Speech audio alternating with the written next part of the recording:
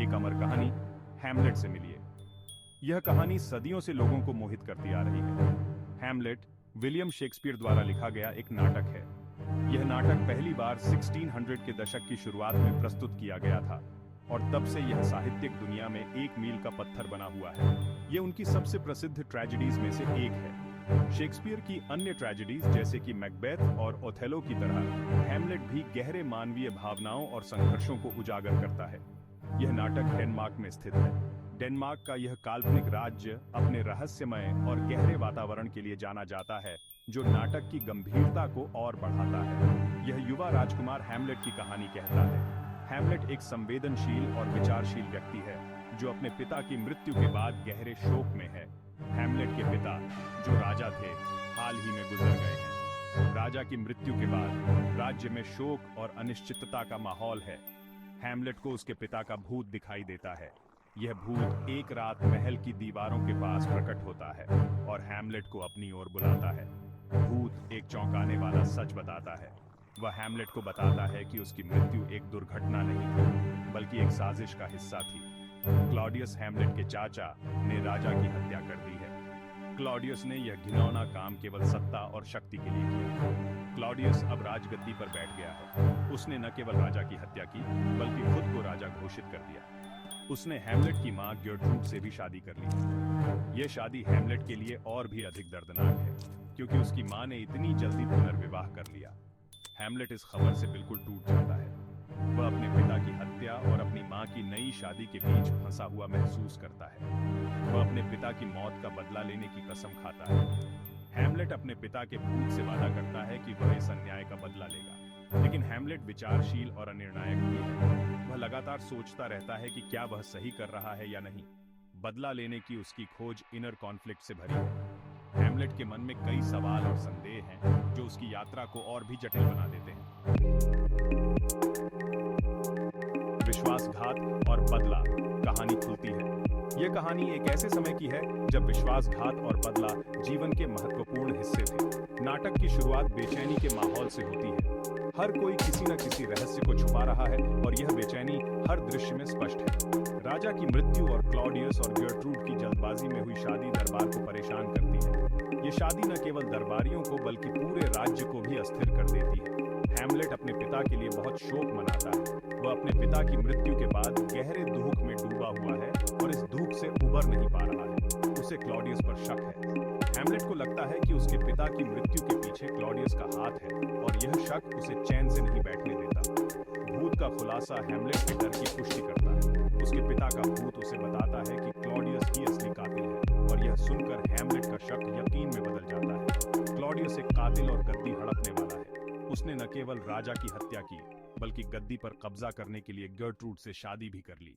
Hamlet को कार्यवाही करने की भारी जिम्मेदारी महसूस होती है। उसे लगता है कि अपने पिता की आत्मा की शांति के लिए उसे क्लॉडियस से बदला लेना ही होगा, लेकिन वह यह भी अनिश्चित है कि कैसे आगे बढ़े। वह जानता है कि यह कार्य आसान नहीं होगा और उसे हर कदम सोच समझ कर उठाना होगा। हैमलेट का व्यवहार अनियमित हो जाता है। वह कभी-कभी अजीब और अप्रत्याशित तरीके से व्यवहार करता है, जिससे उसके आसपास के लोग भी चिंतित हो जाते हैं। वह आत्महत्या के बारे में सोचता है। अपने जीवन की कठिनाइयों और चुनौतियों से तंग आकर वह आत्महत्या के विचारों में खो जाता है। वह जीवन और मृत्यु की प्रकृति पर विचार करता है। वह सोचता है कि जीवन और मृत्यु के बीच का अंतर क्या है और क्या मृत्यु से मुक्ति मिल सकती है। उसका प्रसिद्ध सोलिलोक्वी टू बी और नॉट टू बी उसकी इनर टर्मोइल को व्यक्त करता है। ये मोनोलॉग उसकी आंतरिक संघर्ष और जीवन के प्रति उसके दृष्टिकोण को दर्शाता है। एल्सिनोर के चेहरे नाटक के मुख्य किरदार। ये पात्र नाटक की जटिलताओं और भावनाओं को जीवंत करते हैं। हैमलेट नाटक का मुख्य पात्र है। वह बुद्धिमान, संवेदनशील और अपने पिता की मृत्यु और अपने चाचा के विश्वासघात से बहुत प्रभावित है। हैमलेट की मानसिक स्थिति और उसके निर्णय नाटक की कहानी को आगे बढ़ाते हैं। वह अपने पिता की आत्मा से मिलने के बाद बदला लेने का संकल्प लेता है, लेकिन उसकी संवेदनशीलता और सोच उसे बार-बार रोकती है। क्लॉडियस, नया राजा, महत्वाकांक्षी और निर्दयी है। वह अपनी शक्ति बनाए रखने के लिए किसी भी हद तक जाएगा। क्लॉडियस ने अपने भाई की हत्या कर दी और गर्ट्रूड से शादी कर ली। उसकी चालाकी और धोखाधड़ी नाटक में कई त्रासदियों का कारण बनती है। गर्ट्रूड, हैमलेट की मां, एक जटिल चरित्र है। ऐसा लगता है कि वह हैमलेट से प्यार करती है, लेकिन क्लॉडियस से भी आसानी से प्रभावित हो जाती है। गर्ट्रूड की भावनात्मक स्थिति और उसके निर्णय नाटक में महत्वपूर्ण भूमिका निभाते हैं। वह अपने बेटे के दर्द को समझने की कोशिश करती है, लेकिन क्लॉडियस के प्रति उसकी वफादारी उसे उलझन में डाल देती है। ओफेलिया एक युवा नोबल वुमन है। वह हैमलेट की प्रेमिका है, लेकिन उनका प्यार ट्रेजेडी से बर्बाद हो जाता है। ओफेलिया की मासूमियत और उसकी त्रासदी नाटक में एक गहरी भावनात्मक परत जोड़ती है। हैमलेट के साथ उसके संबंध और उसके पिता पोलोनियस की मृत्यु उसे पागलपन की ओर धकेलते हैं। पोलोनियस राजा का सलाहकार है। वह एक दखल देने वाला और अक्सर मूर्ख चरित्र है। पोलोनियस की जासूसी और उसकी योजनाएं नाटक में हास्य और त्रासदी दोनों का कारण बनती हैं। उसकी मृत्यु हैमलेट के हाथों होती है, जो नाटक में एक महत्वपूर्ण मोड़ है। लेरतिस ओफेलिया का भाई है। वह गुस्सैल है और जल्दी बदला लेने की कोशिश करता है। लेरतिस का क्रोध और उसकी बदले की भावना नाटक में एक और त्रासदी का कारण बनती है। वह अपने पिता पोलोनियस और बहन ओफेलिया की मृत्यु का बदला लेने के लिए हैमलेट के खिलाफ खड़ा होता है। होना या न होना, हैमलेट की आंतरिक उथल-पुथल। हैमलेट का संघर्ष नाटक के केंद्र में है। वह बदला लेने की इच्छा और अपने नैतिक विवेक के बीच फंसा हुआ है। वह जीवन और मृत्यु के अर्थ पर सवाल उठाता है। वह क्लॉडियस के खिलाफ कार्रवाई करने में देरी करता है। यह आंशिक रूप से उसके चिंतनशील स्वभाव के कारण है। यह आंशिक रूप से क्लॉडियस के अपराध के ठोस सबूत की उसकी इच्छा के कारण भी है। हैमलेट के प्रसिद्ध सोलिलोक्वीज उसके इनर थॉट्स और एंजाइटीज को प्रकट करते हैं। टू बी और नॉट टू बी इनमें सबसे प्रसिद्ध है। यह जीवन, मृत्यु और दुख की प्रकृति के विषयों की पड़ताल करता है।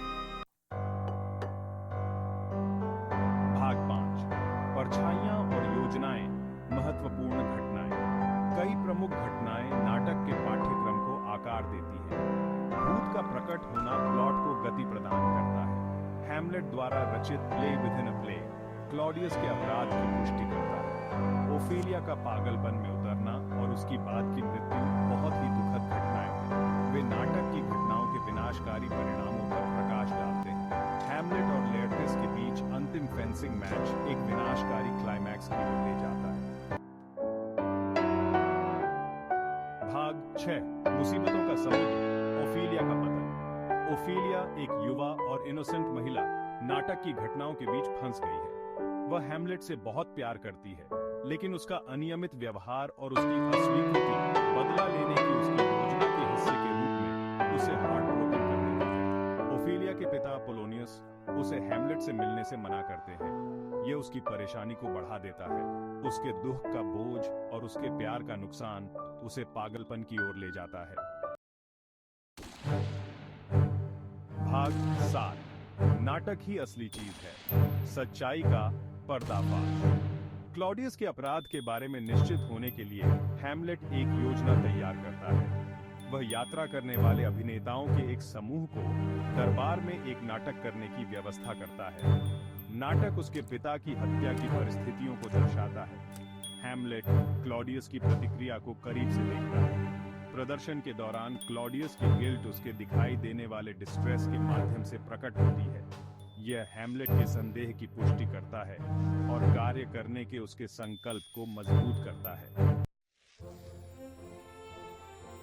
भाग 8, भाग्य का द्वंद्व, अंतिम तस्वीर। नाटक का क्लाइमैक्स हैमलेट और लेरतिस के बीच एक फेंसिंग मैच के दौरान होता है। लेरतिस अपने पिता और बहन की मौत का बदला लेने के लिए द्वंद्व युद्ध के दौरान हैमलेट को जहर देने की क्लॉडियस की योजना से सहमत होता है। द्वंद्व युद्ध एक दुखद फ्री फॉर ऑल बन जाता है। गर्ट्रूड हैमलेट के लिए बने जहरीले प्याले से पीती है और मर जाती है। लेरतिस हैमलेट को जहरीले ब्लेड से घायल कर देता है। अंतिम क्षणों में हैमलेट, लेरतिस और क्लॉडियस दोनों को मार डालता है। भाग 9, एक यादगार त्रासदी, हैमलेट की स्थायी विरासत। हैमलेट बड़े पैमाने पर एक त्रासदी है।